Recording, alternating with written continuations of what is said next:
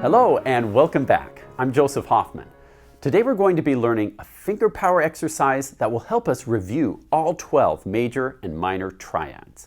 In case you forgot, a triad is just another name for a three-note chord. Tri as a prefix means three. Think triangle or tricycle or adenosine triphosphate, which your body would definitely be using to ride a tricycle. So remember, a triad is a group of three notes in a chord. Let's come to the piano and get ready to play some triads. How do you figure out a major triad? I basically want you to become a triad master, where any note that I named, A flat major, E flat major, D major, you know how to play that triad. So let's talk about figuring it out. In C major, it's easy, right? All white keys, C, E, G.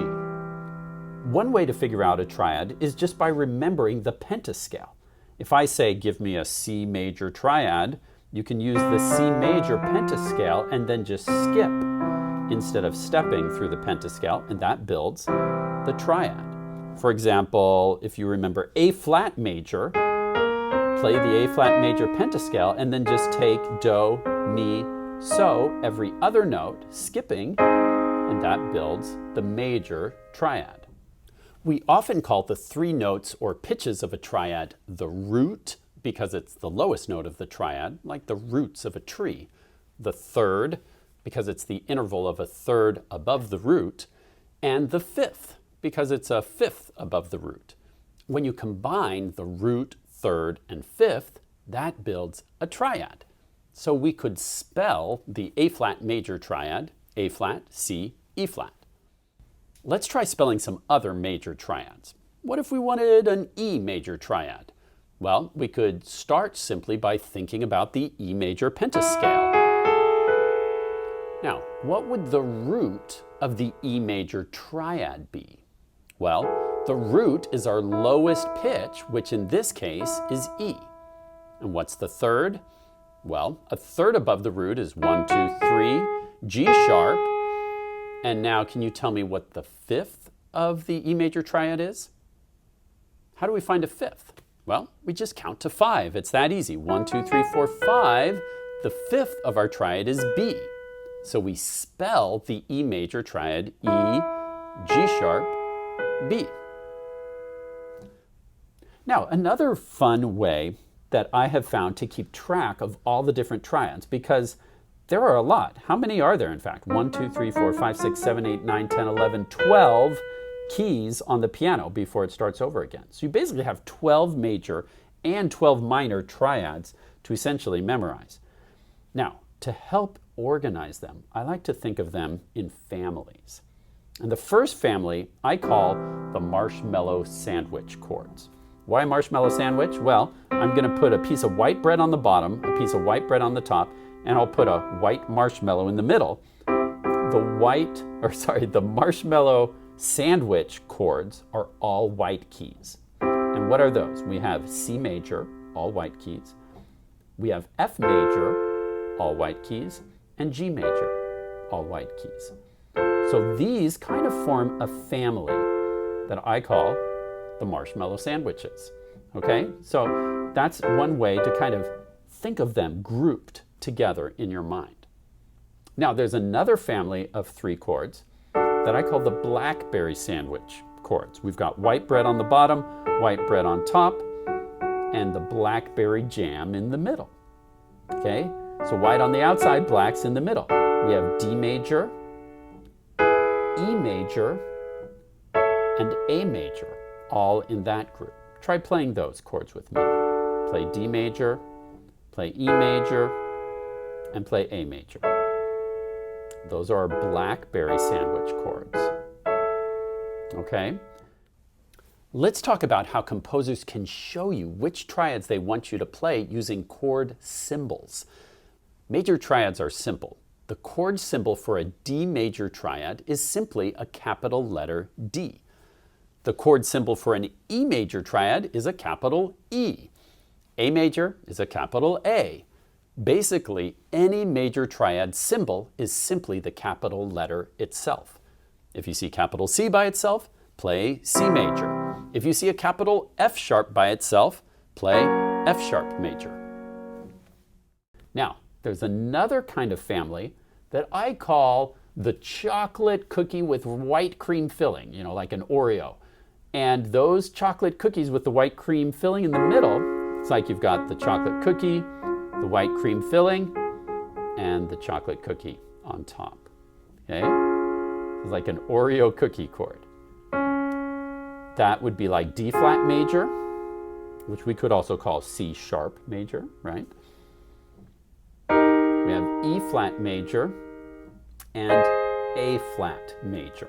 And those are all of our Oreo cookie chords. Try playing them with me. D flat major, E flat major,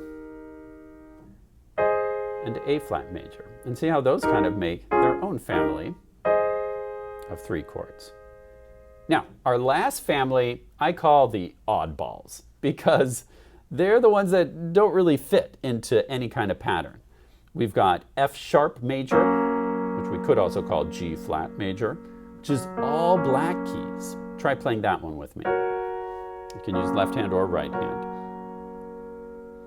So we have this one with all black keys. We have B major, which is white, black, black, which I don't know what that is. That's like a blackberry jam sandwich where you burnt a piece of toast for the top piece of bread, right? And then you have B flat major, which is black, white, white. Guess maybe that's like a marshmallow sandwich where you burnt the bottom piece of bread. Okay, so those I call the oddballs. We've got B flat major, B major, and F sharp major triads. Thinking of the triads in these kinds of families helps me to keep track of them all. Now, let's talk about figuring out how to spell minor triads. Remember that the difference between a major pentascale and a minor pentascale is just 1 pitch, the 3rd note of the scale. Let's take C minor as an example. To find C minor, we can start with C major, then lower the 3rd pitch. 1, 2, 3, down 1/2 step. So E becomes E flat, and now we have a C minor pentascale. Using a C minor pentascale, we can easily find our root, 3rd, and 5th of the C minor triad, C, E flat, and G, which spells C minor. Let's try spelling F minor. First, we'll start with the F major pentascale. Can you play F major on your piano? Try it. F, G, A, B flat, C. Now, can you show me on your piano how to change this pentascale to F minor? Try it. If you move this A to A flat, because that's the 3rd pitch, 1, 2, 3, you lower that 1/2 step, you are correct. Now, can you use this F minor pentascale to spell the F minor triad? What are the 3 pitches? If you said F, A flat, C, you are correct. That's how you spell F minor. Now, let's try spelling A flat minor. We'll start with A flat major. Can you play an A flat major pentascale on your piano? Let's try it. A flat, B flat, C, D flat, E flat. Black, black, white, black, black. Now, can you show me how to turn this into A flat minor? Well, we can just take this C and lower it 1/2 step. So what would we call this 3rd pitch now? I know it looks like a B, but this is one of those rare cases that we shouldn't call it a B. In this case, it's actually a C flat. Why is that? Well, remember that this first note of the pentascale is A flat. The second note is B flat. So since we've already used the letter B for this B flat, by tradition, we're only allowed to use each letter once in a scale. We've already used B, so we have to use C next, which is why we have to call it a C flat. So to spell the A flat minor triad is A flat, C flat, E flat. Now, if you're really dying to call this a B instead of a C flat, I can show you how. but we're going to have to use enharmonics. Remember that each black key has two possible names. What if instead of calling this A flat, we called it G sharp? Then we could call this A sharp, and now because we haven't used up B, we can call this note B, then C sharp, D sharp. So now we can spell the same A flat minor chord enharmonically as G sharp, B, D sharp, giving us the G sharp minor chord, which is really the same thing as A flat minor, but spelled enharmonically. Isn't music theory beautiful? So let's look at what happens to our marshmallow sandwich major chords when we turn them into minor. Try this with me. Turn C major into C minor. And you'll notice that when a major marshmallow sandwich chord turns minor, it becomes a blackberry sandwich. And the same is true for F major, becomes a blackberry jam sandwich. G major becomes a blackberry jam sandwich. Let's play each of those. C minor, F minor, and G minor. So all of our marshmallow sandwich white key chords that were major now become blackberry jam minor chords. You probably noticed that we have a special chord symbol for minor triads. For minor triad, you'll see a little lowercase m. The little m stands for minor. Now let's look at what happens to our blackberry jam major chords. Like let's take D major and make it minor. Notice that the opposite happens. A blackberry jam major chord becomes a marshmallow sandwich minor chord. A major becomes A minor, all white, and E major, blackberry jam, becomes all white, marshmallow sandwich. So our minor marshmallow sandwiches are D minor, E minor, and A minor. Can you play each of those? Play D minor, play E minor, play A minor. Now let's look at what happens to chocolate cookie with white cream filling chords. Right? We have like D flat major, D flat minor, it stays chocolate cookie with white cream filling. See, because we just move from this cream to this cream. The half step just fits right there. The same thing happens with A flat major. A flat minor is still Oreo cookie. The only one that changes families, notice E flat major, what happens when we lower this a half step? Now it becomes an oddball. E flat minor is all black keys. Now let's look at our oddball major triads. I'd like you to figure out, well, let me say that all of them except one are going to stay in the oddball family. But there's one that doesn't. Can you go through, I'd like you to pause the video and go through the oddball major triads, which remember is B major, B flat major, and F sharp major, and try turning each of them minor and see if they stay oddball or if they change to one of the other families. Figure out which one changes families and then press play and we'll look at it together.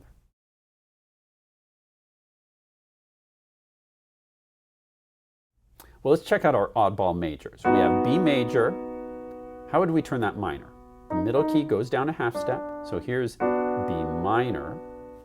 That one stayed oddball, right? White, white, black. Now let's look at our B flat major. Lower this a half step. Now we're B flat minor. Still an oddball because we've got two blacks, white on top. Okay, well let's look at F sharp major. Is all black. If we lower this middle key a half step, aha, this is the one that becomes an Oreo cookie chord. F sharp minor changes families, joins the Oreo cookies.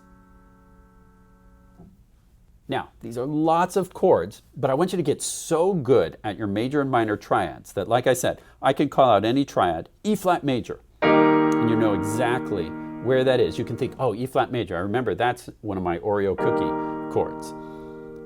So I want you to practice by playing a game this week. Close your eyes and randomly drop on any key.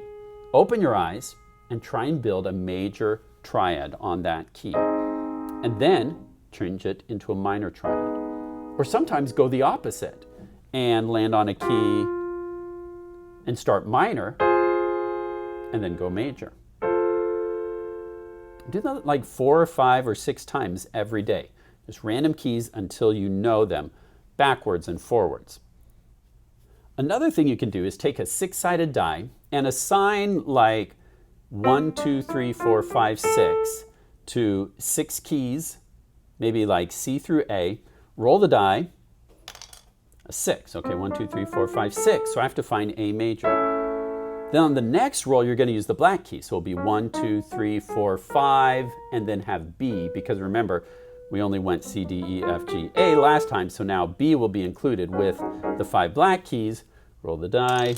I got a 3, so 1, 2, 3. I have to play the major and minor triad on F sharp. Okay, so you can turn that into a game for practicing your major and minor triads this week. For even more practice with spelling major and minor triads, I highly recommend using the Unit 7 Hoffman Method Book theory pages, which you can find, as always, on our website. Nice work practicing your major and minor triads. Please review all 12 major and minor triads every day. These major and minor triads are some of the most basic building blocks of music, so it will really pay off to master them. Thanks for watching, and see you next time.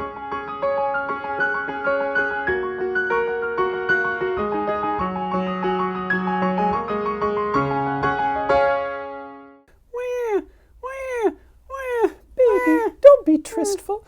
I'll tell you a terrific tale with 17 different words with the prefix tri. Do you think you can find them all? Go ahead and try. Try. Does that count as one? Shh. This is for baby to figure out. And no, try doesn't count. Try is T-R-Y. You have to only find words that start with T-R-I. Oh, okay. Ready. Shh. Ready. All right. Once upon a time, a trio of triceratops were trying to solve some tricky trigonometry when the trimmest of the triceratops said, "Let's trisect these trigonometry problems between our trio. We'll get it done 1,000,000,000,000 times faster." Then the trickiest of the triceratops said, "Trigonometry is more trivial than a trinket. Let's not even try. I'd rather be training my triceps." But the wise old triceratops, who wore trifocals, said, "May I make this a trifurcation of options? If we feel trigonometry is a tribulation, let's try our trinomial problems instead." The Triceratops Tribunal thus ended triumphantly, with the trio at last trading trigonometry for trinomials. The end. Oh, look, baby's asleep. Well, since baby is asleep, did any of you out there find all 17 tri-words? I did. Shh. You'll wake up baby. Sorry, I did. Nice job, Scuba. If any of you out there can figure them out, then list them all in a comment below. And here's a bonus challenge for you. Can any of you figure out the meaning of that tricky try word that Mr. Hoffman said in the lesson? You know, adenosine triphilanthropy. Adenosine triphosphate.